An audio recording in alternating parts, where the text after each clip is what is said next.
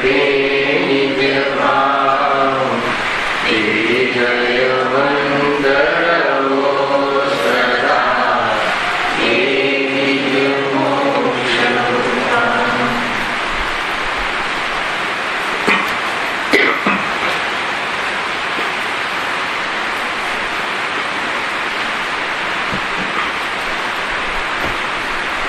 आज श्री मोक्षमार्ग प्रकाश ग्रंथ से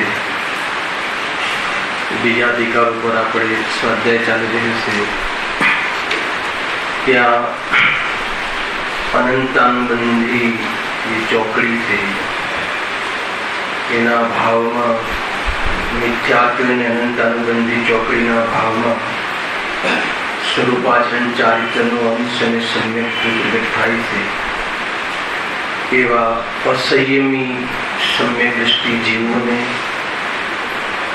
અપ્રત્યાખ્યાનાવરણી આદિ જે કશાય બાકી રહે છે એનો ઉદયમાં કેવું જીવન હોય છે અને છતાં પણ એ જ્ઞાની કઈ રીતે છે એની ચર્ચા આપણે એક નવમાધિકરના પ્રશ્નનું કોટેશન લઈને આપણે ચર્ચા કરી હતી, સ્ટાર્ટ કરી હતી। ત્યાંથી થોડું જોઈએ છીએ। કયું પેજ હતું?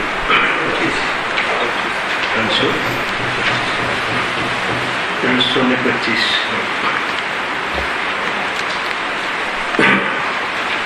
જે કાળમાં પ્રશ્ન સમ્યક દૃષ્ટિ વિષય કસાયોના કાર્યમાં પ્રવર્તે છે તે કાળમાં તેને સાતત્વનો વિચાર જ નથી, તો ત્યાં સિદ્ધાંત કેવી રીતે સંભાળે? અને સમ્યક્ત્વ તો તેને રહે જ છે, માટે એ લક્ષણમાં અવ્યાપ્તિ દૂષણ આવે છે। તો લક્ષણની સિદ્ધિ કરવી છે। આપણે અહીંયા આ પ્રશ્ન કેમ લીધો કે જે કાળમાં સમ્યક દૃષ્ટિ જેને આત્માનુભૂતિ થઈ છે એવો જીવ પણ વિષય કસાયમાં પ્રવર્તે છે। એટલે આપણે પહેલા જે આપણી ધારણા હતી કે સમ્યક દૃષ્ટિ જીવ વિષય કસાયમાં પ્રવર્તે નહીં, તો કે વાત તેમ છે નહીં। આજના શ્લોકમાં પણ એ વાત આવી હતી, આજની જે ગાથા હતી એની ટીકામાં લેશું આપણે આની સાથે કનેક્ટ કરીશું। શું પ્રશ્ન છે કે સમ્યક દૃષ્ટિ, કયો સમ્યક દૃષ્ટિ લેવો? અહીંયા અસંયમી સમ્યક દૃષ્ટિ વિષય કસાયમાં પ્રવૃત્તિ છે। પ્રથમ જ્યારે આત્માની અનુભૂતિ થઈ, શાસ્ત્ર જ્ઞાનના માધ્યમથી સ્વપરના વિજ્ઞાન પૂર્વક સ્વની રુચિ થઈ, પરમાં પરાયપન આવ્યું અને ઉપયોગ સ્વરૂપમાં સ્થિર થઈ અને નિર્વિકલ્પ દશાનો સ્વાદ જેને માણ્યો છે તેવો જીવ પણ જ્યારે જે કાળે સ્વરૂપમાં ન રહેવાના કાળે વિષય કસાયમાં પરિવર્તન કરે છે ત્યારે, હવે વિષય કસાયમાં પરિવર્તન પણ કરે છે એની પોઝિશન હોય છે, એવી પણ અવસ્થાને પ્રાપ્ત થાય છે। એ થવા છતાં એ જ્ઞાની છે અને વિષય કસાયમાં પરિવર્તન કરવા છતાં કેમ જ્ઞાની છે?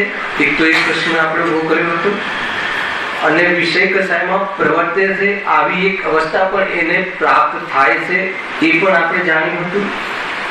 અને એ વખતે જ્ઞાની રહે છે એ પણ જાણ્યું હતું। ઉપયોગ વિષય કસાયમાં પ્રવર્તે છે તો શું કામ પ્રવર્તે છે એ પ્રશ્નનો જવાબ પણ આપણે લેવાનો છે।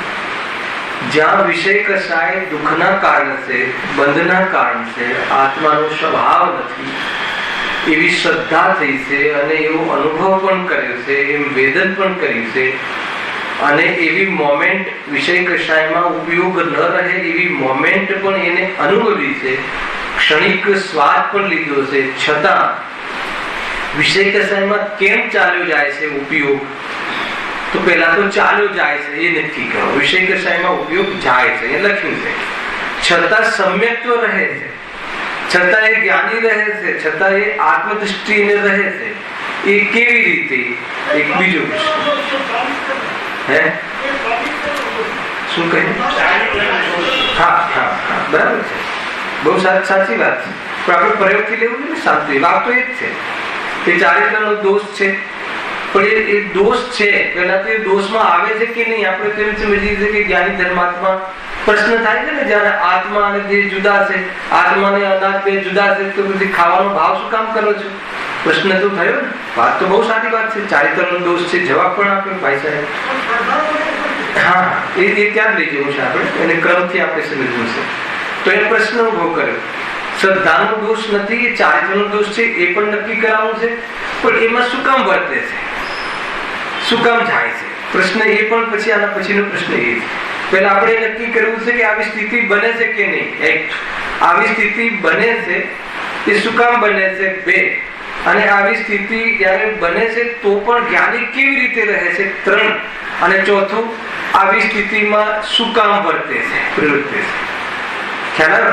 આ બધા પ્રશ્નોનો જવાબ અહીંયા એક સાથે આપણે લેવો છે. ખ્યાલ આવે પ્રશ્નનો? પહેલા તો આવી પોઝિશન આવે છે કે નહીં? કોને?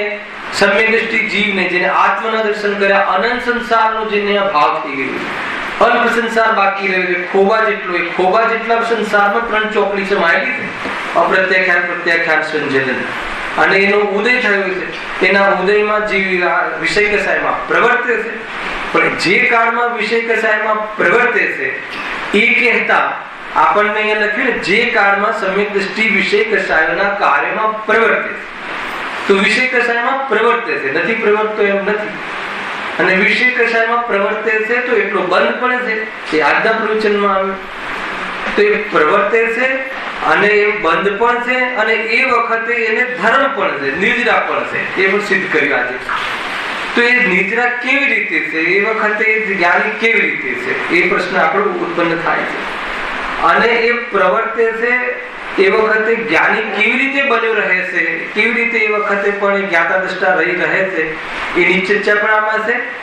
અને ત્રીજો પ્રશ્ન આપણને એ થાય છે કે જ્યારે આ પ્રમાણે છે, જ્યારે એને ખ્યાલ છે, તો પછી પ્રવર્તન શું કામ કરે છે? રાગમાં ડૂબવાથી, રાગમાં રહેવાથી દુઃખ થાય છે અને સંસાર વધે, તો શું કામ ડૂબે છે? એ પ્રશ્ન છે. એમાં જુઓ, જે કાળમાં સમ્યક દ્રષ્ટિ વિષય કસાયોના કાર્યોમાં પ્રવર્તે છે, તે કાળમાં તે સાત તત્વનો વિચાર જ નથી, તો ત્યાં શ્રદ્ધા કેવી રીતે સંભાવે? ખ્યાલ આવે? અહીંયા એ પ્રશ્ન અમને થયો છે કે જ્યારે એ વખતે તો જ્યારે વિષય કસાયમાં પ્રવર્તે છે, સમ્યક દ્રષ્ટિ વારંવાર વિષય કસાયમાં પ્રવર્તે છે ભોગ આદિના, તો એ વખતે એના વિચારમાં આત્મા શું છે, આશ્રવ શું છે, મોક્ષ ઉપાદેય છે, પ્રગટ કરવાનું આશ્રવ હે છે, હું શુદ્ધાત્મા છું, એવા વિચારો સાત તત્વ સંબંધી ચાલતા જ નથી. એ વખતે તો જે ભોગ કરે છે એનો વિચાર કરે છે. ઉપયોગ તો ત્યાં રાખ્યો છે ને, વિચાર. અને પ્રશ્ન પણ છે, વિચાર અને વિકલ્પ વચ્ચે શું તફાવત છે, એટલે શું આના અંતર્ગત આવી જશે. ખ્યાલ? એ સંબંધી વિચાર પણ કરે. વિચાર શાનો કરશે? જ્યાં ઉપયોગ લાગ્યો છે એનો વિચાર કરે છે. તો એ સંબંધી વિકલ્પ કરે છે. તો હવે એમ કહે છે કે સાત તત્વ સંબંધી તો વિચાર પણ નથી એને, તો પછી એને જ્ઞાની કઈ રીતે કહો છો તમે? થોડુંક સાંભળજો, વાત એ જ છે, એ જ કહેવું છે. પણ જવાબ એ જ છે, પણ એને કેવી રીતે સ્ટેપ બાય આપણે જવું છે એની ચર્ચા છે. બહુ સારી વાત. જવાબ તો એ જ છે. વિકલ્પ શાંત થઈ જાય ને, તમારો જવાબ એ જ છે. પણ આપણે એને કેવી રીતે અહીંયા પ્રેઝન્ટેશન કરવું છે, કેવી રીતે આપણને ખબર પડે, એટલા માટે ચર્ચા કરીએ છીએ. જે કાળમાં સમ્યક દ્રષ્ટિ વિષય કસાયમાં પ્રવર્તે છે, તે કાળમાં તે સાત તત્વનો વિચાર જ નથી. વિચાર તો છે જ નહીં. તો શાનો વિચાર છે? વિષય કસાય. ઉપયોગનો વ્યવસાય શામાં છે? વિષય કસાયમાં. તો પછી શ્રદ્ધા કેવી રીતે સંભવે? તો પછી એને જ્ઞાની કેવી રીતે છે એ કહો. તો હવે જવાબ બહુ સરસ આપે છે. વિચાર છે તે તો ઉપયોગને આધીન છે. આ પ્રશ્ન બી કોઈ પૂછ્યો છે કે વિકલ્પ અને વિચાર વચ્ચે શું તફાવત છે? આના અંતર્ગત આવી જશે. શું કહે છે? વિચાર છે તે તો ઉપયોગને આધીન છે. બરાબર છે? જ્યાં ઉપયોગ જોડાય તેનો જ વિચાર થાય. આ સિદ્ધાંત, આ સ્વરૂપ છે વર્તમાન જ્ઞાનનું. વિચાર છે તે તો ઉપયોગ ને, વિચાર કોની પર્યાય છે? ઉપયોગની. ઉપયોગ શું છે? જ્ઞાન દર્શનનો વ્યવહાર. હે ને? વિચાર કયા જ્ઞાનની પર્યાય છે? મતિ શુદ્ધ જ્ઞાનની. કોની પર્યાય છે? સંગની પંચેન્દ્રિય જીવની. ખ્યાલ આવે? કોઈ પદાર્થ સંબંધી વિચાર કરવો, એના નિર્ણય કરવામાં એવી જાતિના જ્ઞાનનો વિકાસ કયા જીવને છે? કયા જીવને? સમય દ્રષ્ટિને નહીં, સંઘની પંચેન્દ્રિય જીવ. વિચાર એ જ્ઞાનનું ડેવલપમેન્ટ છે. પેલા એ સમજો, જ્ઞાન તો દરેક જીવને છે. દરેક જીવને એટલે દરેક જાતિના, એકેન્દ્રિય જાતિ, બેન્દ્રિય જાતિ, ત્રણેન્દ્રિય જાતિ છે, 5 પ્રકારની, 6 પ્રકારની, સંઘની પંચેન્દ્રિય, અસંઘની પંચેન્દ્રિય, જ્ઞાન બધામાં છે. પણ જ્ઞાનનો જે વિકાસ વિચારની ક્વોલિટીનો, વિચારના સ્તરનો, એવો કોને છે? સંઘની પંચેન્દ્રિય. એટલે આપણે સંઘની પંચેન્દ્રિય છીએ, આપણે એ પ્રમાણેનો વિચાર કરવાની ક્ષમતા છે. પણ વિચાર ક્યાં ચાલે? ઉપયોગ અર્થાત તો જ્ઞાન જે જ્ઞેયનો વ્યવસાય કરવા માટે પ્રવર્તે એ જ્ઞેય સંબંધી વિચારો ચાલે છે. આટલો ખ્યાલ આવે આ લીટીનો અર્થ? જે આપણા જ્ઞાન, અત્યારે તમારા જ્ઞાન એટલે ઉપયોગનો વિષય, માનો કે હાલ તમારે ઘર બને તો તમારો એ વ્યવસાયમાં એ જ્ઞેય સંબંધી વિચારો ચાલે છે. એટલો ખ્યાલ? વિચાર એટલે જ્ઞાન જે જ્ઞેય બનાવે એ સંબંધી એનો વિશેષ નિર્ણયાત્મક કરવા સંબંધી જ્ઞાનનો વેપાર, વિચાર એ છે. ખ્યાલ આવે? તો વિકલ્પ શું છે? પ્રશ્ન બહુ વાર થઈ ગયો છે અહીંયા. વિકલ્પ શું છે? લઈ લઈએ પ્રશ્નને તો આગળ ખ્યાલ નહીં આવે. વિકલ્પ બે પ્રકારના છે, એક રાગાત્મક વિકલ્પ ને ધ્યાનાત્મક વિકલ્પ. વિકલ્પનો એક સામાન્ય અર્થ વિકલ્પ, કલ્પ એટલે જ્ઞાન, વિ એટલે વિશેષ, વિશેષ જ્ઞાન. અર્થાત તો જ્ઞેયોના જે આકારો બને છે જ્ઞાનમાં, આકારો બનવા એટલે જ્ઞેય સંબંધી વિશેષ જ્ઞાન થવું. અને આપણે આકાર કહેતા આપણું ધ્યાન ક્યાં જાય છે?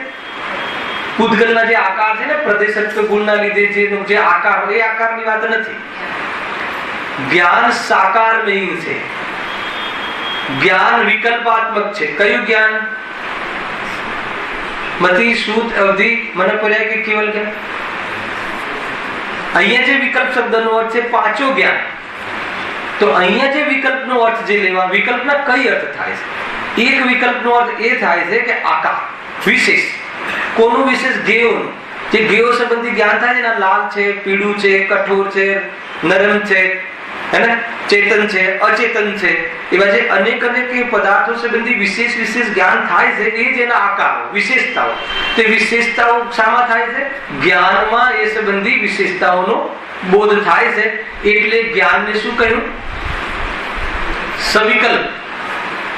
એક તો એ વિકલ્પનો અર્થ એ થાય છે. હવે એક ચારિત્ર સંબંધી સવિકલ્પ એટલે રાગ વાળો વિકલ્પ, ખાવાનો ભાવ, પીવાનો ભાવ, એને દર્શન કરવાનો ભાવ, રાગ. એ રાગને પણ વિકલ્પ કહે છે. ખ્યાલ? તો એ કયો વિકલ્પ છે? હવે એ વિકલ્પ જ્ઞાનની પ્રવૃત્તિ વગર સંભવ નથી. ખાવાના ભાવમાં ઉપયોગનો વેપાર થયો તો જ્ઞાન તો વિચાર છે, જ્ઞાન તો વિચારમાં છે, વિચારરૂપ છે. પણ વિચાર શાનો છે? ખાવાના ભાવનો. તો એ ખાવાના ભાવ સંબંધી જે વિચાર છે એવી પરિણતિને વિકલ્પ અર્થાત તો રાગાત્મક વિકલ્પ અર્થાત તો એને દોષ કહે છે. ખ્યાલ આવે? જેનો બી પ્રશ્ન છે. કોનો પ્રશ્ન છે? બતાવી શકે છે? હા, કઈ વાત નહીં, બહુ સરસ. ખ્યાલ આવે એટલા માટે કે તમને ખ્યાલ આવે કે નહીં, ન આવે તો ફરી વિકલ્પના કઈ અર્થ થાય છે? હે ને? એક વિકલ્પનો અર્થ આપણે અહીંયા શું લીધું? રાગાત્મક વિકલ્પ ને ધ્યાનાત્મક વિકલ્પ. જ્યારે એમ કહેવામાં આવે કે વિકલ્પનો અભાવ કરો, ત્યારે તમારે શું સમજવાનું? રાગાદિરૂપ વિકલ્પનો અભાવ કરો. ખ્યાલ આવે? અને જ્યારે એમ કહેવામાં, જ્ઞાનનું સ્વરૂપ બતાવવામાં આવે કે જ્ઞાન વિકલ્પાત્મક છે, જ્ઞાન સાકારમય છે, અને જ્ઞાન નિરાકાર નથી, એમાં ભેદ પડે છે. વસ્તુને ભેદરૂપ જાણવું એનું નામ પણ વિકલ્પાત્મક જ્ઞાન. એ જ્ઞાનનું સ્વરૂપ છે. હવે વિકલ્પના અલગ અલગ ઉપયોગ કરવામાં આવે છે. પણ જ્યારે મોક્ષ માર્ગની વાત ચાલતી હોય, સંસારના ભાવની વાત ચાલતી હોય, એ વખતે જ્યારે વિકલ્પ કહેવામાં આવે તો બહુ વિકલ્પો થાય છે. બહુ વિકલ્પો થાય છે એટલે શું? બહુ વિકલ્પો થાય એટલે બહુ રાગ આદિ, એમ પણ કહીએ બહુ વિચારો આવે છે. બહુ વિચારો આવે છે. તો જે બહુ વિચારો આવે છે, શાના વિચારો આવે છે તમને? દુકાનના, મકાનના, દીકરાઓના, આજીવિકાના. તો એ જ્ઞાન અને રાગ ને વ્યવસાયની એક આખી જે પનતી બને છે એની વાત છે. એ વખતે સૂક્ષ્મ સંધિ છે. વિચાર એ જ્ઞાન છે અને વિચાર જેનો છે રાગાદિનો ગે જે બને છે એ રાગાદિ છે. તો રાગાદિ અને જ્ઞાનાદિની સૂક્ષ્મ સંધિ છે. એ સૂક્ષ્મ સંધિમાં રાગ જુદો અને જ્ઞાન જુદો. આ વિચાર એ તો જ્ઞાનનું સ્વરૂપ છે અને જે સંબંધી વિચાર ચાલે છે એ આત્માનું સ્વરૂપ નથી એમ ભેદ જ્ઞાન કરી લે, સૂક્ષ્મ સંધિ છોડી લે તો એને આત્મકલ્યાણ થઈ જાય. થોડો ખ્યાલ આવ્યો? એટલા માટે એક સામાન્ય રીતે કહેવાય છે કે અમને તો બહુ ખરાબ વિચારો આવે છે. ખરાબ વિચારો આવે છે એટલે શું? ખરાબ ભાવોમાં મારા જ્ઞાનનો વેપાર છે. ખરાબ ભાવો, અશુભ ભાવો, તીવ્ર કષાયોમાં મારા વિચાર એટલે વિચાર સંબંધી મારું જે જ્ઞાન છે એ જ્ઞાન એમાં ઉલઝ્યું છે. ખ્યાલ? એ રીતે વિચાર અને વિકલ્પમાં અંતર પણ છે અને વિચાર વિકલ્પમાં ઉલઝે છે. તો એ પૂરી અવસ્થાને વિકલ્પ કહે છે. એ કયો વિકલ્પ થઈ ગયો? રાગાત્મક વિકલ્પ. એ રીતે છે. અને જ્ઞાનાત્મક વિકલ્પ આવે ત્યારે શું લેવું? જ્ઞાનના વિશેષો, જ્ઞેયના વિશેષોનું જ્ઞાન. પણ જે સંસારી જીવ છે એકલું જ્ઞાન નથી કરતું, રાગ મિશ્રિત જ્ઞાન છે ને. તો રાગ મિશ્રિત જ્ઞાન એને શું કહેવાય છે? વિકલ્પ. એને પછી કોઈ વિચાર કહી દે તો કોઈ પ્રોબ્લેમ નથી. ભાઈ અમારા વિચારો એવા, આ જીવના વિચારો એવા. તો વિચારો એટલે શું? આ જીવનું જ્ઞાન ખોટી જગ્યાએ ઉલઝેલું છે. એ આ બીજા વિચારોમાં એ રીતે લખ્યું. જુઓ, વિચાર છે તે તો ઉપયોગને આધીન છે. આ પ્યોર વાત. વિચાર ઉપયોગને આધીન છે એટલે ઉપયોગની પરિણતિ છે, ઉપયોગનું કાર્ય. ઉપયોગ શું છે? જ્ઞાન દર્શનનો વેપાર. હવે જ્ઞાન દર્શનનો વેપાર, જ્ઞાનમાં જે ગે સંબંધી જ્ઞાન વેપાર કરવા તૈયાર થાય એ ગે સંબંધી વિશેષ જે જાણવાની પ્રવૃત્તિ થાય એ વિચાર છે. ખ્યાલ આવે કે નહીં? એનો વિચાર ચાલે છે. પણ એકલો વિચાર ચાલે છે, એકલું જાણવું થાય છે કે જોડે જોડે બીજું કંઈ પણ કરે છે? શું કરે છે? ગમાડે છે, નથી ગમાડતો, જોડે જોડે એ બધા ભાવો થાય છે ને. તો એ ગે સંબંધી તો જે પર ગે છે, અન્ય ગે છે, એ ગે સંબંધી જ્યારે જ્ઞાન થાય છે તો છદમસ્તને, અલ્પજ્ઞને, સંસારી જીવને, ચાહે જ્ઞાની હોય તો પણ એ સંબંધી અન્ય પ્રકારના વિકલ્પ પણ, રાગ આદિ પણ જોડે રહે છે. ખ્યાલ? એ અહીંયા કહેવાનું છે. જો ક્લિયર થયું વિચાર અને વિકલ્પ? હે ને? પછી મને પ્રવચન પછી તમે પૂરેપૂરું બતાવી દીધું મને, એટલે મને સંતોષ થાય કે તમને ખબર પડી. જે મેં કહ્યું એ તમારી ભાષામાં મને કહેજો કે મેં આ હું સમજ્યું, સમજમાં આવ્યું છે મને, તો ખ્યાલ આવે કે તમને સમજમાં આવ્યું છે. નહીં તો ફરીથી લેશું ક્યારેક. એ રીતે વિચાર છે તે તો ઉપયોગને આધીન છે. હવે જ્યાં ઉપયોગ જોડાય તેનો જ વિચાર. આ જોડાય શબ્દને શું લેવું છે? ઉપયોગ જે સંબંધી એના જ્ઞાનનો વિષય જે ગે બને એનું નામ જોડા. હવે જોડાવાનો અર્થ એક અર્થ થાય છે કે એ સંબંધી જ્ઞાનનું ગેનું જાણવું થવું. અને બીજી કેવી રીતે જોડાય છે? રાગથી પણ જોડાય. તો પછી એ સંબંધી વિચારો ચાલે છે. એ બતાવું વિચાર થાય પણ શ્રદ્ધા છે તે તો પ્રતીતિ રૂપ છે. અહીં એ બતાવું. એટલે એટલા માટે કહેવું છે કે ભાઈ તને શ્રદ્ધા થઈ છે. જે મિથ્યાત્વનો અભાવ, અનંતાનુબંધી ચોકડીને મિથ્યાત્વનો અભાવ થયો છે તો એને હજુ પ્રતીતિ થઈ છે.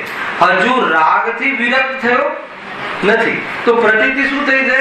કે રાગ એ દોષ છે, એ દુઃખનું સ્વરૂપ છે, આત્માનો સ્વભાવ નથી. એવી જે પ્રતીતિ એટલે શું? શ્રદ્ધા. એવી શ્રદ્ધા થઈ છે. શ્રદ્ધા એટલે શું? પ્રતીતિ. હે ને? પંડિત ટોડરમલજી પાસે એવું સામર્થ્ય, એવી વિચક્ષણ બુદ્ધિ છે કે શ્રદ્ધાને પણ શબ્દોમાં બાંધીને બતાવી. મને શ્રદ્ધા થઈ છે. શ્રદ્ધા એટલે શું? પ્રતીતિ.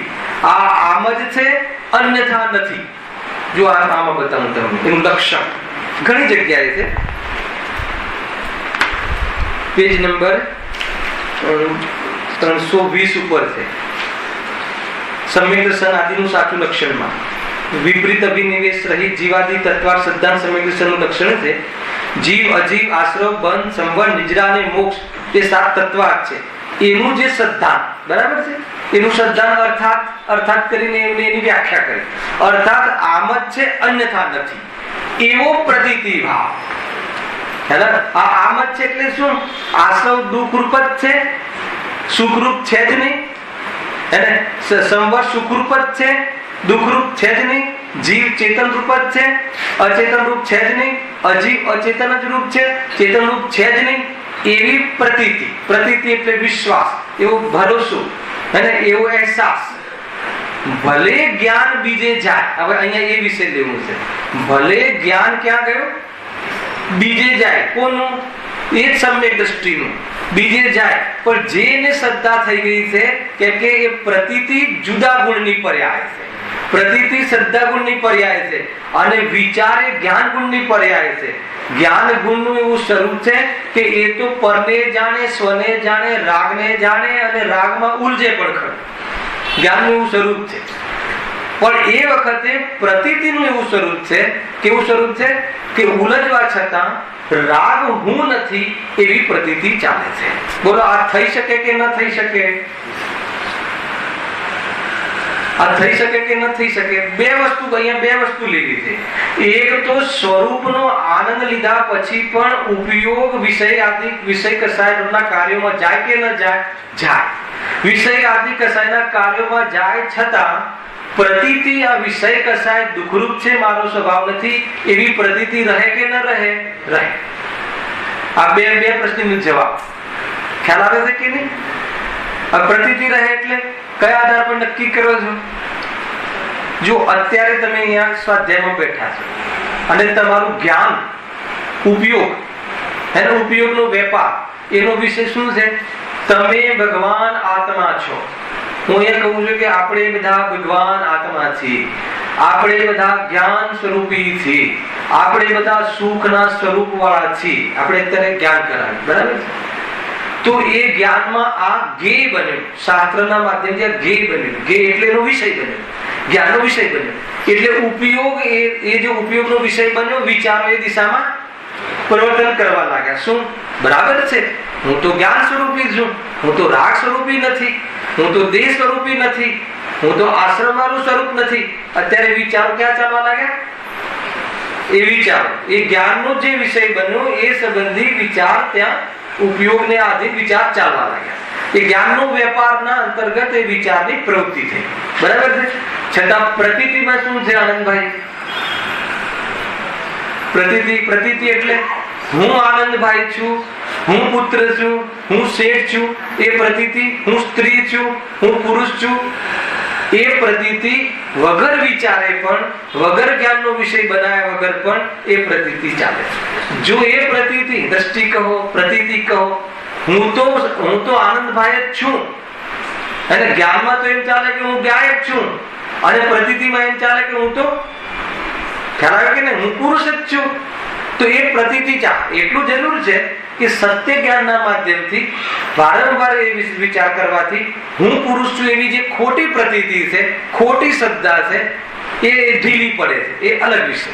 અહીંયા આપણે પ્રતીતિ સમજાવી છે કે પ્રતીતિમાં જ્ઞાનની એક્શન નથી. આજ સુધી પોતાના ઘરમાં જવા માટે આ ઘર મારું છે એવું કેટલી વાર વિચાર કર્યો?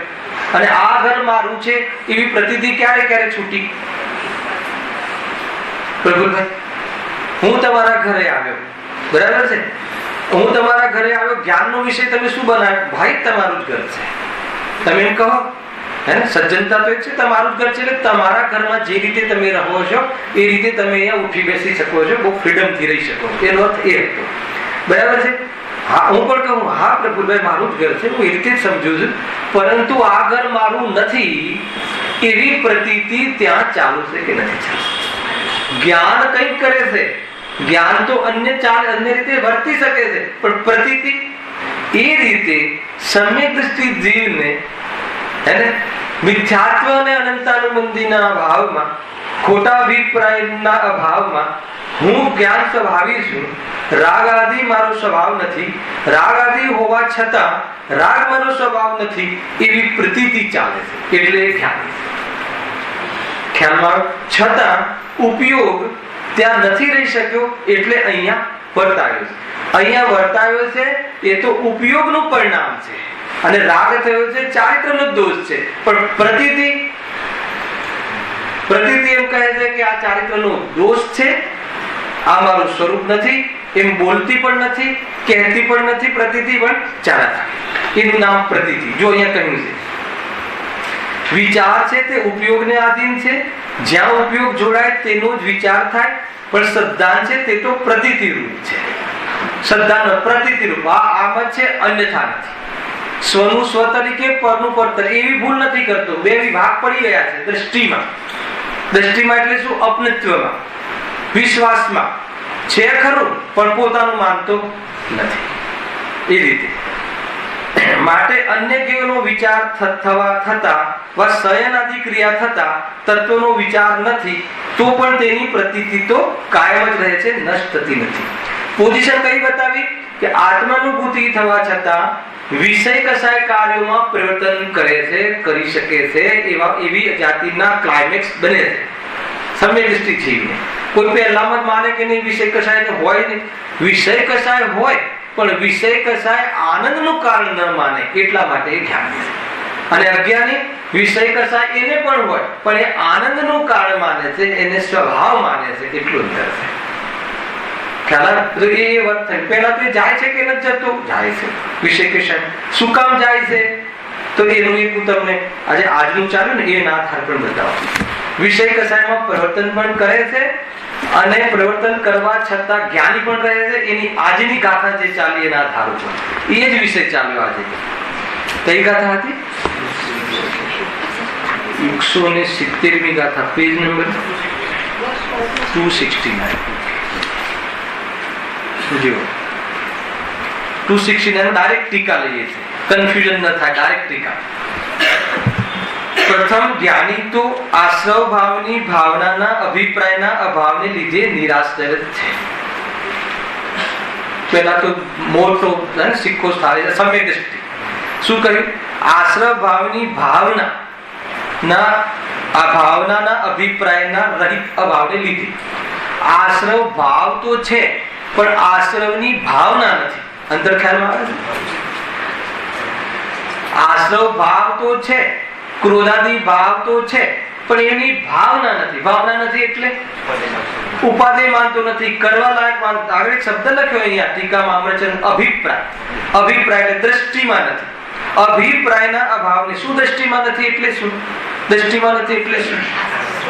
એ સ્વભાવ નથી, એ પોતાનું સ્વરૂપ માનતો નથી. સ્વરૂપ જે છે એવું માને. તો શું માને છે? એને દુઃખનું કારણ માને છે. કરવા લાયક માનતો નથી. તો શું કામ કરે છે એ પછી જોઈએ છે. પેલા એ કરવા લાયક નથી માનતો એટલે એની દિશા સાચી છે. કરવા લાયક માનતો નથી એટલે એને અપરત્વ નથી, એમાં પરાયપન રહે છે. આ બધું શ્રદ્ધાનું સ્વરૂપ છે. પરાયપન રહે છે, પરાયપન રહે છે એટલે એનામાં લગાવ નથી. એનું આવવું અને ન આવવું પાપ પુણ્યનો ભેદ કરતો નથી. પાપ પુણ્યનો સ્વભાવથી તો ભેદ કરે છે, પણ પાપ અને પુણ્યમાં ભેદ કરતો નથી. આ બધા સાથે સતત્વ આવે છે. આવે છે કે પાપ પુણ્ય એટલે બે એક જ છે. પુણ્યનું ફળ ને પાપના ફળમાં પણ ભેદ કરતો નથી. બંનેના ફળ સંસાર છે, અને પાપ પુણ્યનું સ્વભાવથી ભેદ કરે છે, કે સ્વભાવ નિરાકુલ છે અને આ વિભાવ છે, એ બંનેનો ભેદ. તો શું કામ કરે છે? પેલા તો કરે છે, આ રીતે કરે છે, નથી કરતો એમ નહીં. પણ શું એ વખતે પણ નિરાશ્રવી કેમ છે? નિરાશ્રવી એ છે એટલા માટે છે કે એ તો જ્ઞાનની પરિણતિ છે. જ્ઞાન અને ચારિત્ર જેમાં ઉલઝ્યું છે એવી મિક્સ શુભ અશુભ ઉપયોગની પરિણતિ છે. ઘણું લીધેલું છે. ઉપયોગ જ્ઞાનની પરિણતિ, શુભ ઉપયોગ, અશુભ ઉપયોગ, શુદ્ધ ઉપયોગ. તો શુભ અશુભ ઉપયોગ શું છે? રાગ સાથે વેપાર કરવો. હવે શુભ રાગ સાથે વેપાર કરે તો શુભ ઉપયોગ, અશુભ ભાવ સાથે વેપાર કરે તો અશુભ ઉપયોગ. અશુભ ઉપયોગ રહેવા છતાં અશુભ ઉપયોગના કાલે પણ આવી ને વિષય કસાયના કાર્યમાં પ્રવર્તતો હોવા છતાં પણ નિરાશ્રવી છે. કેમ? કેમ કે આશ્રવ અને આત્મા વચ્ચેનો ભેદ જાણે છે, તફાવત જાણે છે. આશ્રવ કરવા લાયક નથી એમ માને છે. કરવા લાયક નથી એટલે શું? એ મારું કર્તવ્ય નથી, એનાથી મને આનંદ મળતો નથી એવું જાણે છે, એવું માને છે. માન્યતા સંબંધી એની ક્લેરિટી છે. હવે જો, પરંતુ તેને પણ દ્રવ્ય પ્રત્યયો સમય દ્રવ્ય પ્રત્યય શું છે? ભણવું તો પડશે ભાઈ, ત્યાં ચાલે ને સાત સદિચ્છા. દ્રવ્ય પ્રત્યય એટલે દ્રવ્ય આશ્રવ, પ્રત્યય એટલે કારણ. જે રાગ આદિનું નિમિત્ત કારણ કોણ છે? મિથ્યાત્વ, અવિરતિ, પ્રમાદ, કસાય, યોગ. પણ અહીંયા કયો જીવ લીધો છે? અવૃત્તિ, સમ્યક દ્રષ્ટિ. એટલે એને મિથ્યાત્વ રૂપી આશ્રવ તો નથી. તો હવે કયા આશ્રવ છે? અવિરતિ. આવ્યું ને? અવિરતિ, અવ્રત. એ ટાઈપ, એ બધા કર્મોનો ઉદય છે. ત્યાગ ન થઈ શકે એવા અપ્રત્યાખ્યાના વર્ણીય ક્રોધ આદિના નો ઉદય. અપ્રત્યાખ્યાન ત્યાગ નથી થઈ શકતો એવી જાતિના કસાય, એવી જાતિના પરિણામોનો ઉદય છે. બરાબર છે? તો એના ઉદયમાં શું કરે છે? જો, તેને પણ દ્રવ્ય પ્રત્યયો સમય પ્રતિ અનેક પ્રકારનું પૂતગલ કર્મ બાંધે છે. અહીંયા બીજો વિષય લીધો છે. અહીંયા તો પૂતગલ કર્મનો બંધ જે થાય છે એ કર્મના સ્વયં પોતાના કારણે થાય છે એવું માને છે, એટલે જ્ઞાની છે. પણ શું કામ થાય છે? ભલે એ કર્મ થાય, જો કર્મ કારણ વર્ગણાઓનું કર્મરૂપ પરિણમવું, એક તો એ બંધન છે. કારણ વર્ગણાઓ બહુ છે લોકમાં, એનું કર્મરૂપ રચના થવી, એક સ્કંદ બનવું, એ સ્કંદ બનવું અને આત્માના પ્રદેશો સાથે સંબંધ થવો, આટલું કાર્ય થાય છે. તો આત્માના પ્રદેશો સાથે સંબંધ એ નિરાશ્રવી, એ સમ્યક દ્રષ્ટિ કે જેને આશ્રવ અને આત્માનો ભેદ ખબર પડી ગઈ છે, એને શ્રદ્ધામાં છે, પ્રતીતિમાં છે. ક્યારે પણ કસાયની મનતા ગમે એટલી થાય અને આખી દુનિયા વાહ કરે તો પણ એક સમય માત્ર પણ કસાયની મનતામાં સુખ એને ભાષિત ન થાય. ખ્યાલમાં આવે છે? જબરજસ્ત કસાયની મનતા હોય, જબરજસ્ત કસાયની મનતા એટલે તીવ્ર કસાય ના હોય, ભોગોના પરિણામ ના હોય. ખ્યાલ આવે? ગજબ છે. છતાં એને લોકો વાહ કરે કે ભાઈ આ તો કોઈ રાત્રિમાં ભોજન નહીં, એનું જીવન પવિત્ર, સ્વાધ્યાય આદિ બધું જ છે. તો એ કસાયની મનતામાં થવા વાળી પ્રવૃત્તિ છે. પણ એક સમય માટે પણ ભરમાઈ ન જાય કે નહીં, આમાં મજા આવે છે. એક સમય માટે પણ એની અંદરમાં એ માનનો નશો ન ચડી જાય. કેમ કે આ કસાયની મનતા છે, આ વાસ્તવમાં આત્માનું સ્વરૂપ નથી એવી જાતિની દ્રષ્ટિ છે. એટલે એમાં ઉલસતો, એનો મહિમા આવતો ગજબ છે. કાલે રાત્રિમાં એક કથન કહ્યું હતું કે જે સ્વાધ્યાય આદિ શું છે? સ્વાધ્યાય કરવાનો ભાવ શું છે? આશ્રય ભાવ. સ્વાધ્યાય આદિ આશ્રય ભાવ છે એમ કહેવા વાળા ગુરુદેવને સૌથી વધારે સ્વાધ્યાય હતો. હવે આ બેલેન્સ જો તમને ખબર પડી જાય,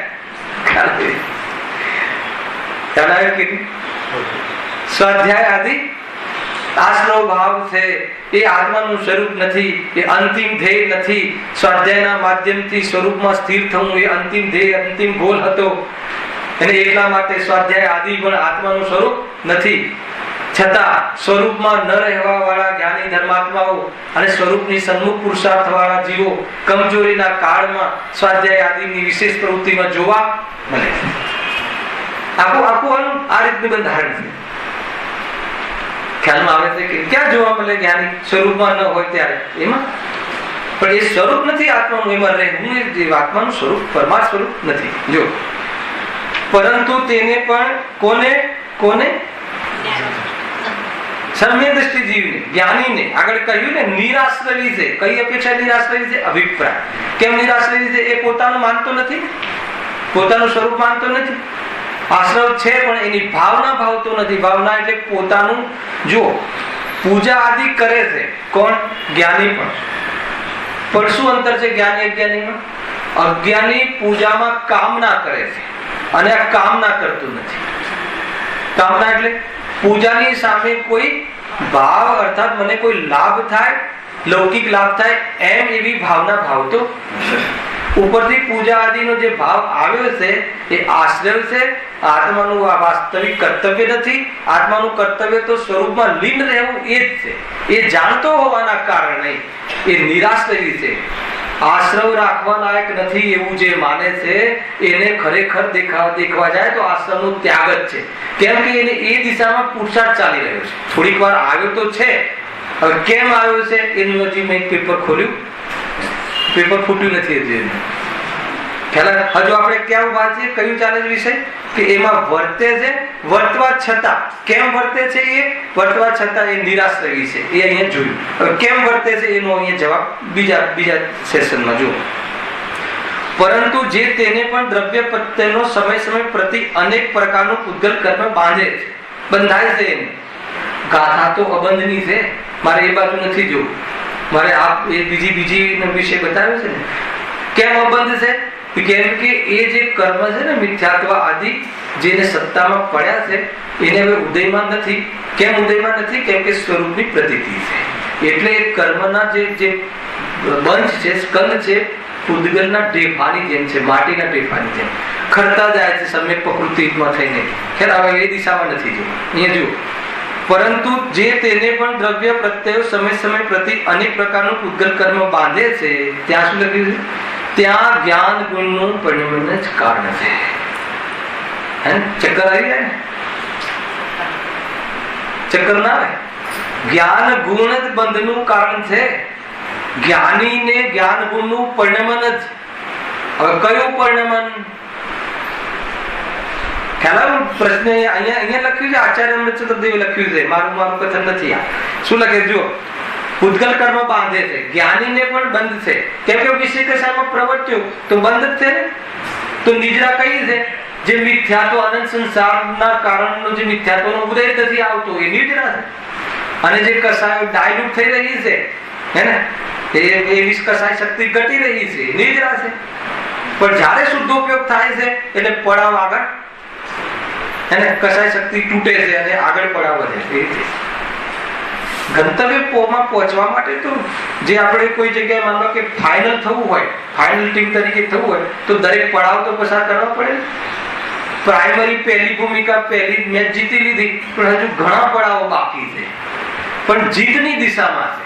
વચ્ચે અટકી જાય તો પાછો પણ આવી જાય. આ તો સાપસીડી જેવું છે.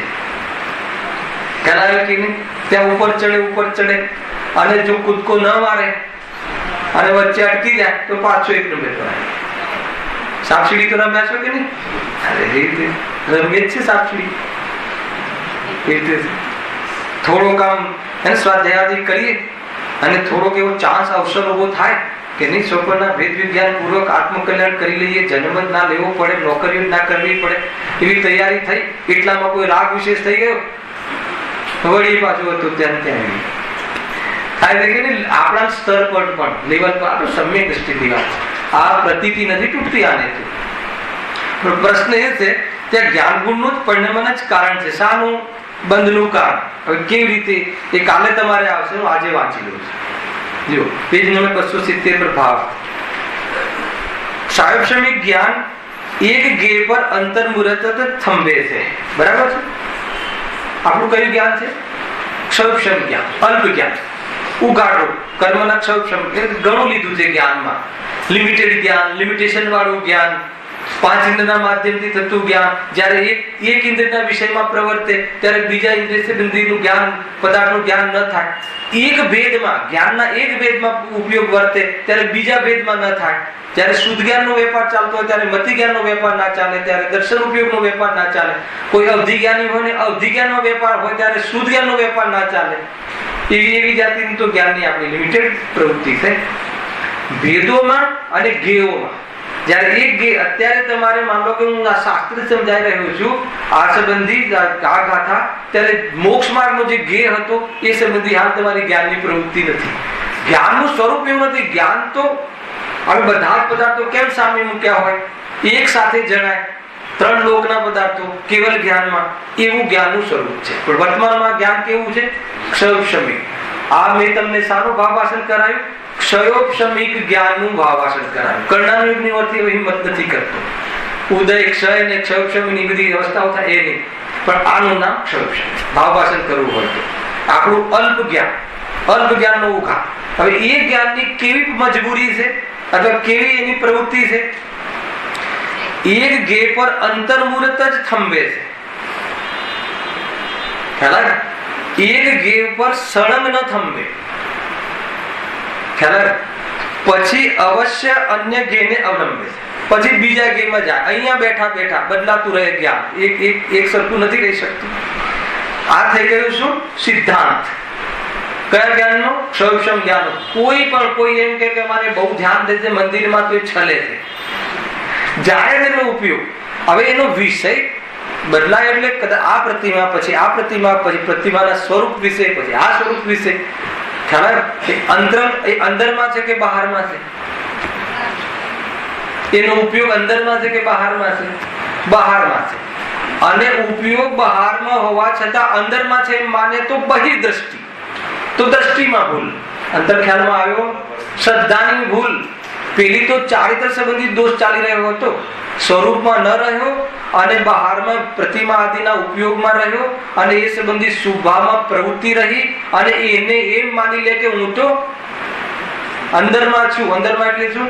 મને તો આત્મદર્શન છે. તો કહે છે કે બહિર્દ્રષ્ટિ. બહિર્દ્રષ્ટિ એટલે મિથ્યા દ્રષ્ટિ, પર્યાય દ્રષ્ટિ. એક સમયની પર્યાયના વિષયમાં મોહિત થઈ ગયો અને પોતાનું સ્વરૂપ એટલું માની લીધું. ના બહિર્દ્રષ્ટિ કેવી ભૂલો કરે રહ્યો. તો ત્યાં શું થયું? પાપ થયું કે પુણ્ય થયું? બે થયું. ખ્યાલ? પાંચ ઇન્દ્રિયના વિષયોના ભોગના પરિણામ નથી એટલો અલ્પ તો પુણ્યનો બંધ થાય છે. પણ બીજો એક સિક્કો મારે છે ને મિથ્યાત્વનો, હે ને? આ ધર્મ છે, આના કારણે હું ધર્મી છું, કસાયના કારણે આશ્રમ તત્વ સંબંધી ભૂલ. તો શું થઈ ગયું? એ મિથ્યાત્વ. ખ્યાલ? જીવને બચાવવાનો ભાવમાં પુણ્ય બંધાય કે પાપ બંધાય? અને મિથ્યા દ્રષ્ટિને પાપ બંધાય કે પુણ્ય બંધાય? બહુ અઘરો પ્રશ્ન છે. સમય થઈ જશે, ખ્યાલ નહીં આવે. હા, હે બોલો વાંધો નહીં, ક્લાસ જ છે આપણે. માનો કે તમે કોઈ જીવને બચાવવાનો ભાવ તમે કર્યો, બરાબર છે? તો એ પુણ્ય ભાવ છે કે પાપ ભાવ? પુણ્ય બંધ થાય છે, બરાબર છે? હવે મિથ્યા દ્રષ્ટિ, તમારી વાત નથી કે મિથ્યા, જે કોઈ મિથ્યા દ્રષ્ટિ હોય, કઈ રીતે કહી શકાય કોઈ મિથ્યા દ્રષ્ટિ અહીંયા છે? એવું ન કહી શકાય. કોઈ મિથ્યા દ્રષ્ટિ છે તો એને પાપ બંધ થાય કે પુણ્ય બંધ થાય? તો પાપ બંધ પણ થાય ને પુણ્ય બંધ પણ થાય. બચાવવાનો ભાવ તો પુણ્ય બંધ ને મેં બચાવ્યો એ મિથ્યાત્વ રૂપી પાપનો બાપ બહુ મોટું પાપ બંધ કરે છે. એટલે પેલું અલ્પ પુણ્ય એની સામે અનંતો પાપ. શું કહેવું છે? હવે જોઈ લેજો આપણા જીવનમાં થોડા પાપથી આપણે પ્રસન્ન, થોડા પુણ્યથી પ્રસન્ન થઈ, હે ને? અને જીવનમાં સંતુષ્ટ થઈ અને પુરુષાર્થ એની હિંતા પ્રમાદ નહીં કરવો એમ કહે. થોડા ઘણા ભાવ આવે, દાન આદિના વ્રત આદિના આ તે પરીક્ષણ આવી પણ રહ્યા છે. પડીને શું કહેવાય શું ન કહેવાય? અહીંયા જુઓ, અહીંયા શું વાત છે. હા, એ તો સિદ્ધાંત. સાર્વક્ષમિક જ્ઞાન એક જ્ઞેય પર અંતર્મુહૂર્ત થંભે છે, પછી અવશ્ય અન્ય જ્ઞેયને અવલંબે છે. એટલો ખ્યાલ આવે? આવી રીતે સ્વરૂપમાં પણ તે અંતર્મુહૂર્ત ટકી શકે છે. જ્ઞાની ધર્માત્મા સમ્યક દ્રષ્ટિ અંતર્મુહૂર્ત નિરંતર નથી ટકી શકતો. એટલી એકાગ્રતા નથી જેની પાસે. પછી વિપરિણામ પામે છે. વિપરિણામ એટલે શું? વિરોધી પરિણામ. કયાથી? ધર્મથી. રાગાદી ભાવ. ભલે પછી દેવ દર્શન આદિમાં જાય કે પછી રોટલા ખાવામાં જાય, જ્યાં બી જાય, વેપાર આદિમાં જાય ખરો. માટે એમ અનુમાન પણ થઈ શકે છે કે સમ્યક દ્રષ્ટિ આત્મા સવિકલ્પ દશામાં હો કે નિર્વિકલ્પ અનુભવ દશામાં હો, યથાખ્યાત ચારિત્ર અવસ્થા થયા પહેલા તેને અવશ્ય રાગ ભાવનો સદભાવ હોય છે.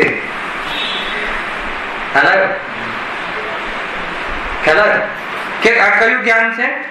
અને રાગ હોવાથી બંધ પણ થાય છે સમ્યક દ્રષ્ટિને. સમયસાર વાંચું છું. બંધાતો નથી, એ તો દ્રષ્ટિ અપેક્ષા બંધાતો, બંધનું વેદન કરતો નથી. તો બંધનું શું કરે છે? બંધનો જ્ઞાતા દ્રષ્ટા રહે. આ પણ છે એકસો. કઈ અપેક્ષા? શ્રદ્ધા અપેક્ષા. બંધ મારો સ્વભાવ નથી એટલે અબંધનો અનુભવ કરતો આ જીવ. પછી ગુરુદેવ કહે જરીક થોડો રાગ છે ને, એ બહુ ધીમેથી કહી દે. જરીક થોડો રાગ છે ને એટલો બંધાય છે, અલ્પ બંધ છે. પણ એ બંધ કે મુખ્યતા અબંધની લેવી છે. એટલે છતાં આપણે જે વાત ચાલે છે મુખ્યતા બંધની લેવી છે. કેમ? બંને અલગ અલગ છે. મોક્ષ માર્ગનો બીજો અધિકાર સમીક્ષા તે વિરોધી છે. અરે મુખ્ય અને ગૌણ કરવું એ તો નઈ પદ્ધતિ છે. ત્યાં બંધને મુખ્ય કરીને બંધને મટાડવા માટેની વાત કરે છે. અહીંયા અબંધને મુખ્ય કરીને અબંધ સ્વરૂપના આશ્રય લેવાની વાત કરે છે. બંને જ્ઞાનીઓ આખિરકાર તો રાગ આદિ ભાવના અભાવ કરવાની વાત કરે છે. ખ્યાલ આવે છે કે નહીં? આખી થીમ કે જીવને જયેશભાઈ એવી એલર્જી થઈ જાય છે જ્યારે બંધની ચર્ચા કરે, આ તો કસાયની ચર્ચા કરે. અરે હું નથી કરતો, અહીંયા છે શું કહું ખરું એમ. એ મોક્ષ પ્રકાશકમાં કસાયની ચર્ચા છે, પણ એ બંધની મુખ્યતાથી ચર્ચા છે. હે ને? એક આંખ બંધ અને ઉઘાડી કરવાની પદ્ધતિ અહીંયા પણ છે. દ્રવ્યાર્થિક નૈનો ચક્ષુ કમ્પ્લીટ બંધ, થોડો પણ નહીં ખોલવાનો, બંધ કરી અને પર્યાર્થિક નૈનો ચક્ષુ ખોલીને પર્યાયનું જ્ઞાન કરવું. ખ્યાલ આવ્યો? જ્યારે પર્યાયની વાત ચાલતી હોય ત્યારે વચ્ચે એમની પર્યાય તો હે ને ક્ષણિક છે ને, એમ નહીં, પર્યાય ક્ષણિક છે, પણ એ પર્યાયમાં આ બધું તને લપન ચપ્પન છે એ પેલા એ તું સમજ. અમને ખ્યાલ છે, ગુરુદેવ કે અમને ખબર છે કે પર્યાયમાં જે રાગાદી છે એ તો ગૌણપણે તું ધ્યાન રાખ. અત્યારે મારે એ સમજાવવું છે કે પર્યાયમાં આવું બંધ છે, સંસારમાં તને બંધ છે, સંસારમાં તું દુઃખી થાય છે, બંધના કારણે તું આકુરતાને અનુભવ કરે છે, એમ એને મુખ્ય કર્યું. ખ્યાલ આવે? કેમ મુખ્ય કર્યું? ક્યાં મુખ્ય કર્યું? જ્ઞાનમાં. જ્ઞાનમાં મુખ્ય કર્યું અને દ્રષ્ટિમાં શું કર્યું? નિષેધ કર્યું. દૃષ્ટિમાં નિષેધ થયું. ખ્યાલ આવે કે નહીં? જ્ઞાનમાં મુખ્ય કરીને કઈ રીતે નિષેધ કરે? અરે આ તો દુઃખનું રૂપ છે એમ નક્કી કરીને દ્રષ્ટિમાં તો નિષેધ જ છે, પરંતુ આ દુઃખનું રૂપ અત્યારે તને છે એમ કરીને જ્ઞાન કરાય. કેટલા બધા બેલેન્સ ચિંતન છે. જ્યાં જે રીતે નિરૂપણ ચાલતું હોય એ રીતે સમજવું જોઈએ.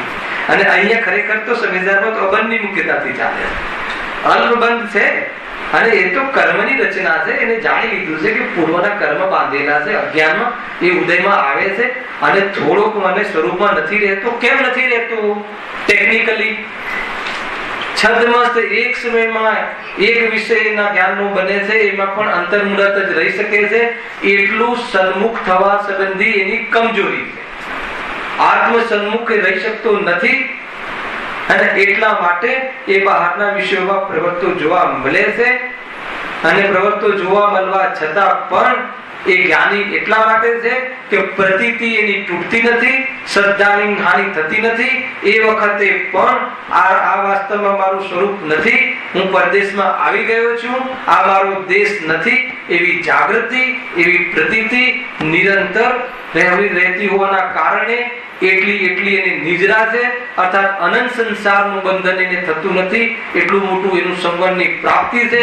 અને જેટલી આ ક્વોલિટી, જેટલી આ રાગાદી આવી રહ્યો છે એમાં પણ હીન ભાવ છે, એમાં રહેવું નથી. એ વાત એના કારણે હીન બંધ થાય છે. એ પ્રકારે એની પ્રવૃત્તિ થાય છે અને એ પ્રમાણે હીન બંધ થતા થતા અભાવ પણ થાય. આખી પ્રવૃત્તિ આ રીતે થાય છે. કયા ગુણસ્થાનની વાત ચાલે છે? જો જેને મિથ્યાત્વ અને અનંતાનુબંધી કશાયનો અભાવ થઈ ગયો છે એવો જીવ પણ હે ને. આપણે એવું હતું કે અપ્રત્યાખ્યાનાવર્ણિયાદિ કશાયના ઉદયમાં રાગ આદિમાં વિષય કશાય આદિમાં પ્રવર્તે છે. પ્રશ્ન તો હવે બીજો એ લેવો છે કે કેમ પ્રવર્તે છે, શું કામ પ્રવર્તે છે? ખબર છે તો પણ બીજો પ્રશ્ન એ છે, પણ પ્રવર્તે છે એ વાત પેલા માની લો. નથી પ્રવર્તતો તો પછી એ વખતે એ અજંત હોવા જોઈએ. પ્રવર્તે છે છતાં પણ કેવી રીતે એનાથી નિષ્ફળ રહી શકે છે? તો રહસ્યપૂર્ણ ચિઠ્ઠીમાં ઓર એક ઉદાહરણ આપ્યું. કયું ખબર છે? અભ્યાસ કરો ભાઈ. રહસ્યપૂર્ણ ચિઠ્ઠીમાં રાકેશભાઈ મોક્ષ માર્ગમાં રહસ્યપૂર્ણ ચિઠ્ઠી પાછળ એક ચિઠ્ઠી લખી છે. એ ચિઠ્ઠીમાં એક ઉદાહરણ આવે છે ગુમાસ્તાનું, મેનેજરનું, પણ સજ્જન મેનેજરનું, ઈમાનદાર મેનેજરનું. ખ્યાલ આવે? કોઈ સજ્જન ગુમાસ્તા હોય, મેનેજર હોય હે, તો એ શું કરે છે? એ કંપનીમાં એટલી વફાદારી છે કે માની લો કે કોઈ નુકસાન થાય તો દુઃખી થાય છે અને કોઈ ધન મળે તો પ્રસન્ન થાય છે. ખ્યાલ આવે? પરંતુ ધન મળે તો પોતાનું નથી માની લેતું. અંદરમાં પ્રતીતિ તો એ છે કે આ મારું નથી, આ તો શેઠનું છે. નુકસાન થાય છે તો રડે છે, ઢોંગથી નહીં, દુઃખ થાય છે. દુઃખ થવા છતાં પ્રતીતિ શું છે કે મારામાં તો નુકસાન, મારા જે 10,000 મળવાના છે એમાંથી 1 રૂપિયો ઓછો આવવાનો નથી. એ પ્રતીતિ. તો પ્રતીતિ સમ્યક રહી શકે છે અને વિભાવ પરિણામ સાથેના સાથે રહી શકે છે અલ્પદશા. પણ વિભાવ પરિણામનો પ્રેમ અને વિતરાગતાનો પ્રેમ એક સાથે રહી શકતા નથી. વિભાવ પરિણામમાં ઉપાદેય બુદ્ધિ અને વિતરાગ પરિણામમાં ઉપાદેય બુદ્ધિ એક સાથે રહી શકતી નથી. ખ્યાલમાં આવે આ બધી સામાન્ય વાતો. પણ રાગ અને વિતરાગતા સાથે રહી શકે છે અલ્પ અવસ્થા. પણ રાગની દ્રષ્ટિ અને વિતરાગતાની દ્રષ્ટિ બે પ્રકારની ના હોઈ શકે. રાગની દ્રષ્ટિ તૂટી ગઈ છે કે રાગ છોડવા લાયક છે, વિતરાગતા પ્રાપ્ત કરવા લાયક છે. ખ્યાલ? રાગની દ્રષ્ટિ તૂટી જાય એ સમ્યક દ્રષ્ટિ, અને રાગની દ્રષ્ટિ તૂટી જાય અલ્પ જ્ઞાની, અને રાગનો અભાવ થઈ જાય કેવલ જ્ઞાની, અને રાગની દ્રષ્ટિ રહે અજ્ઞાની. સમજણ પડી? રાગ રહે અજ્ઞાની એવું કહ્યું ને. રાગની દ્રષ્ટિ રહે, રાગને અને જ્ઞાનને ભિન્ન માને. આપણે લીધું હતું ને સ્વભાવ અને પરભાવ. શરીરને તાવ આવ્યો, લીધું હતું ને, અને એ તાવ સંબંધી રાગ થયો અને એનું જ્ઞાન થયું. ત્રણ કાર્ય થયા, ત્રણ પ્રકારના ભાવ થયા. જે શરીરમાં તાવ આવ્યો એ તો પૂદગલનો ભાવ છે, ખ્યાલ? અને એ સંબંધી મને તાવ આવ્યો છે એને રાગ છે સંબંધી, અને એનું જ્ઞાન થયું એ જ્ઞાન ભાવ છે. ત્રણેયમાં અંતર નથી લાગતું એને, ત્રણેયમાં આરી પ્રવૃત્તિ છે માને છે.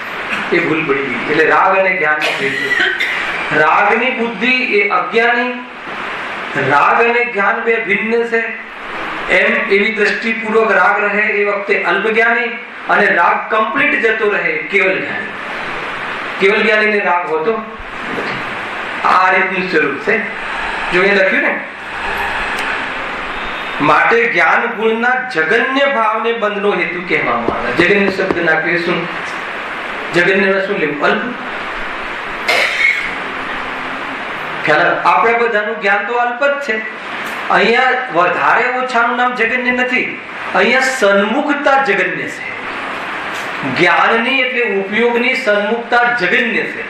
બહુ અલ્પ સન્મુખતા છે, વિશેષ સન્મુખતા નથી. કોને? અવ્રતિ સમ્યક દ્રષ્ટિને, અસંયમી સમ્યક દ્રષ્ટિને. એનું જ્ઞાનનું જે સ્વરૂપ છે એનું કેવું સ્વરૂપ છે? જગન્ય સ્વરૂપ છે. એટલે વિશેષ સન્મુખતા નથી, વિશેષ શુદ્ધોપયોગની પુરુષાર્થ નથી.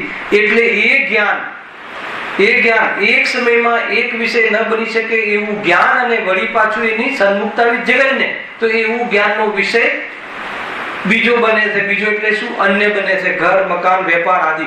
અને જ્ઞાનનો વિષય બને છે અને રાગ પણ છે જોડે.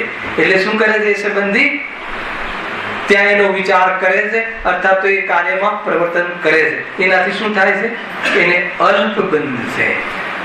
ખ્યાલ? પણ અલ્પ બંધ હોવા છતાં આ બંધ છે, આત્મા અબંધ છે એવી દ્રષ્ટિ હોવાના કારણે એ અબંધક જ જાણવો. કયા અપેક્ષા અબંધક જાણવો? અભિપ્રાયની અપેક્ષા અબંધક જાણવો. એની વાત અહીંયા આવી હતી. જો બહુ સારી ગાથાઓ છે, કાલે આવશો તમારે. હા, વિચાર છે તે તો ઉપયોગને આધીન છે, એ થઈ ગયું ને. જ્યાં ઉપયોગ જોડાય તેનો જ વિચાર થાય. પણ શ્રદ્ધા છે તે તો પ્રતીતિ રૂપ છે. માટે અન્ય જ્ઞેયોના વિચાર થતા શયનાદિ ક્રિયા થતા તત્વોનો વિચાર તો નથી, તો પણ તેની પ્રતીતિ તો કાયમ જ રહે છે. વિષય કસાયમાં પ્રવર્તે પણ છે, છતાં એને શું થઈ ગયું છે? અનંતાનુબંધી અને મિથ્યાત્વના ભાવમાં કઈ વિતરાગ નથી થઈ ગયું. શું થઈ ગયું છે? પ્રતીતિ ફરી ગઈ છે, દિશાબોધ થઈ ગયું છે. વિતરાગતાનો જગન્ય અંશ થયું છે, પરંતુ સંયમ રૂપ વિરપ થઈ ગયો હોય, કોઈ રાગ મટી ગયો હોય એમ. હાલ તમને આ કપડા સહિત બેઠા છો, વેદ જ્ઞાન કર્યું, અને હાલ તમને સમ્યક દર્શન શું થઈ ગયું? રાગ અને આત્મા જુદા છે. સુગાણીજીની જેમ થયું છે. જ્ઞાન અને આત્મા ભિન્ન છે. ભિન્ન છે એટલે શું? એ મારું સ્વરૂપ નથી, એમાં રસ નથી, એમાં આનંદ નથી. આકુલતાનું કારણ છે. આકુલતા છે પણ આકુલતાનું કારણ છે, હું આકુલતા સ્વરૂપ નથી. રાગ આકુલતાનું કારણ છે એવું વિશ્વાસ આવી ગયો, પ્રતીતિ થઈ ગઈ. શુદ્ધોપયોગમાં એને સ્વાદ પણ ચાખી લીધો નિરાકુલતાનો, રાગ રહિત થઈને ક્ષણભરમાં. બરાબર છે? હવે બતાવો કે એને રાગ મટી ગયો, પછી ઘરે નહીં જાય, પછી વેપાર આદિમાં નહીં જાય, એ કાર્યમાં નહીં પ્રવર્તે. કેમ પ્રવર્તશે? રાગ મટ્યો નથી. રાગ અને જ્ઞાનમાં અંતર પડી ગયું છે એટલે પ્રવર્તે છે. તો કાકાએ કહ્યું ને ચારિત્રનો દોષ છે, શ્રદ્ધાનો દોષ નીકળી ગયો. દ્રષ્ટિનો દોષ નીકળી ગયો છે. તો હજુ ઘણા પડાવ છે, સેકન્ડ પડાવ, ત્રીજો પડાવ, ત્રીજી ચોકડીનો, ચોથી ચોકડીનો, આજે પહેલી ચોકડીનું સૌથી પહેલી ચોકડીનું વધારેમાં વધારે ચર્ચા છે. બીજી ત્રીજી ચોકડીનું કરવી હોય તો એ પણ છે, શ્રાવક ધર્મ, શ્રવણ ધર્મ, પણ આપણે એટલું બધી ચર્ચા નહીં કરીએ, પણ સામાન્ય ક્લુ બતાવી દઈશું શું છે. તો આ રીતે અનંતાનુબંધી વાસના નીકળી ગયા પછી એને ઉપયોગ છતાં પણ એક જગ્યાએ એક સ્વરૂપમાં આત્મામાં નથી રહેતો, કેમ કે સન્મુખતામાં બહુ કમજોરી છે. ખ્યાલ કમજોરી અને પ્રમાદમાં અંતર ખ્યાલ છે? જો બે છોકરાઓ છે, માનો બે બાળકો છે, એક બાળક છે બીમાર છે, બંને 7 વાગ્યા સુધી આપણે બે બાળકો ઊંઘે છે, અને એક હવે બંનેને આપણે જગાડીએ છીએ. એક ઉભો નથી થતો એનું કારણ કે બીમાર છે, અને એક ઉભો નથી થતો કેમ કે એનું ઊંઘમાં મજા આવે. બંને ઉભા નથી થતા એ સાચી છે, પણ બંને ઉભા ન થવા પાછળના હેતુ અલગ છે. ના ખ્યાલ આવે? ક્યાં છે આ બાળકો? ખ્યાલ આવે કે નહીં? એક જ્ઞાની ધર્માત્મા છે, તેથી કમજોરી છે કે એનો પુરુષાર્થ નથી ચાલતો, એટલે હજુ સંસારમાં દેખાય છે. બાકી સંસારમાં એને ક્ષણ માટે નથી રહેવું, એવી તૈયારી, એવો ભાગે છે સંસારથી. અને એક સુભટ છે, સુભટ એટલે સુરવીર. કોનાથી? તીર્થંકરોથી. એવું કહ્યું તીર્થંકરોએ, એમની વાણીમાં આવ્યું કે તું તો તીર્થંકરથી બી સુભટ છે. તીર્થંકરોને પણ સંસારથી ભય લાગ્યો અને તને સંસારનો ભય નથી લાગતો, એનો અર્થ કે તું તીર્થંકરથી પણ સુરવીર છે. વ્યંગાત્મક છે, તીર્થંકરથી સુરવીર કોઈ હોય નહીં. આ તો વ્યંગાત્મક ચર્ચા છે, વ્યંગ કરીને કહે છે કે તને સંસારનો ભય નથી લાગતો. ખ્યાલ આવે છે? એક પ્રમાદી થઈને પડ્યો છે, એટલે સુખ માનીને પડ્યો છે, અને એક દુઃખ માનીને અંતર ખ્યાલમાં આવે છે. ઘણી બધી ચર્ચા છે, કન્ટિન્યુટી શનિવારે. એક દુઃખ માનીને મતલબ કે આમાંથી નીકળવું છે, અને એ નીકળવાના કાળમાં દેખાય છે. હજુ દોડી રહ્યો છે એટલે રસ્તામાં દેખાય છે અત્યારે છે, પણ એની દિશા દોડી રહ્યો છે એટલે ભાગી રહ્યો, સંસારથી પહોંચી જશે, સંસારથી રહી થઈ જશે. ખ્યાલ? અને એક બીજો પણ ભાગી રહ્યો છે, પણ બીજી દિશામાં ભાગી રહ્યો છે. હવે ખાલી એક પ્રશ્ન છે, છોડીને શનિવારે આપણે એની ચર્ચા કરીશું. બીજો પ્રશ્ન, જો તેને એવું શ્રદ્ધાન રહે છે તો તે બંધ થવાના કારણોમાં કેમ પ્રવર્તવું છે? મુખ્ય, જો એને એવું શ્રદ્ધાન રહે છે, તમે કહો છો કે આ દુઃખના કારણ છે, આ છે, તો પછી પ્રવર્તે છે શું કામ? ખ્યાલ? એક સામાન્ય અર્થ તો અહીંયા આવી ગયો કે જગતને પણ જ્ઞાનનું પરિણમન છે, આ છે, છતાં પંડિતજી કઈ ભાષામાં વાત કરે છે એ નેક્સ્ટ શનિવારે આપણે વાંચીને એનું રસપાન કરીશું. એના પછી બીજી ત્રીજી ચોકડીના આપણે ચર્ચા કરીશું. સહજાનંદી